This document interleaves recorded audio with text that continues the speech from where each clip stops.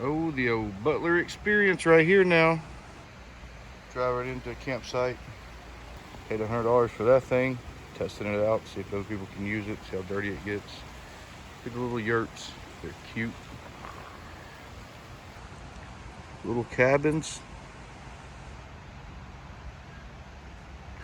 Also, they got like a pizza shop, games, fire pits, outdoor fireplaces. This thing's actually working pretty well.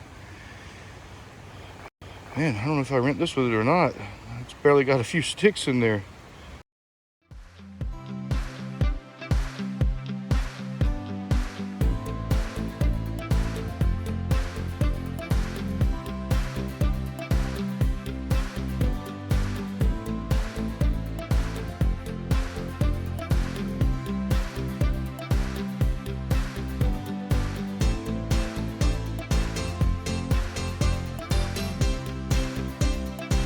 Visit my website freedomadventurervs.com and start your journey today.